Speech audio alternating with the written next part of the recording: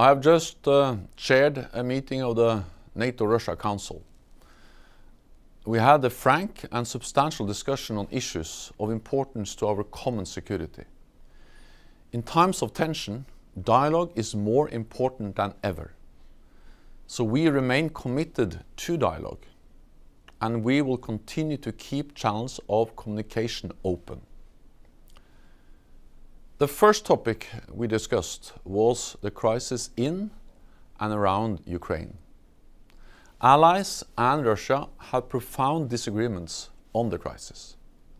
Today, allies reiterated their strong support for Ukraine's sovereignty and territorial integrity. Allies do not and will not recognize Russia's illegal and illegitimate annexation of Crimea. The situation in eastern Ukraine also remains of deep concern. Ceasefire violations have reached record levels in recent months.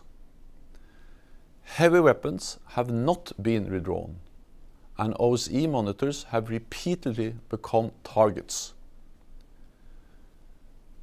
The Minsk agreements provide a plan for the settlement of the conflict in eastern Ukraine.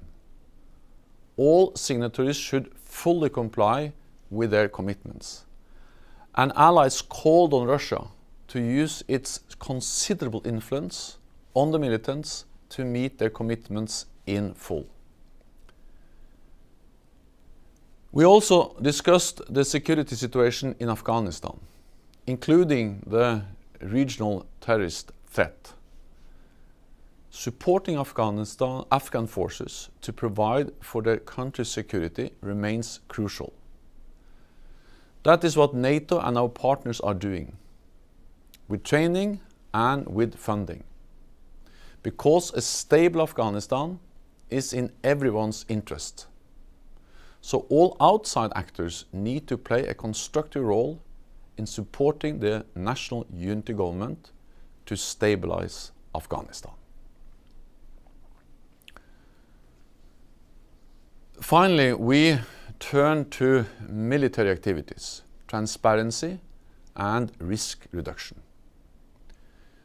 Behaving responsibly and predictably reduces the risk of misunderstanding, miscalculation, and unintended escalation. As a result of our discussion at the NATO-Russia Council in July, we had briefings by representatives of the Baltic Sea Project Team and the International Civil Aviation Organization.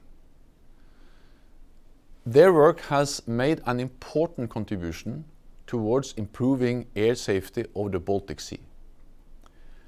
I welcome Finland's initiative to host a technical level meeting to take this work forward in the new year, supported by the International Civil Aviation Organization.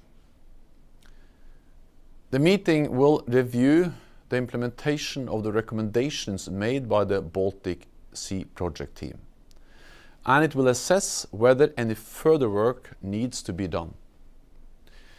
It is important that we all follow the rules that are already there, behave responsibly and safely, and engage in good airmanship at all times. Russia also gave us a briefing on the recent Kavkaz 2016 exercise. And NATO gave a presentation on exercise Trident Juncture 2016. Transparency on military exercises is essential. In the OSCE, 57 nations, including all NATO allies and Russia, have agreed on rules governing military activities in Europe, including the observation and notification of exercises.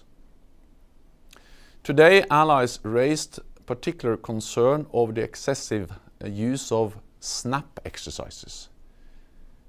These are destabilizing and do not improve the overall climate of our relations.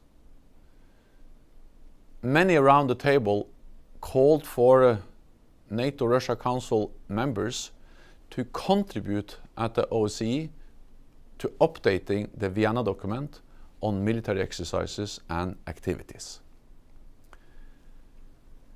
So this was the third time the NATO-Russia Council has met this year. Allies and Russia hold different views, and our meeting does not indicate a return to business as usual.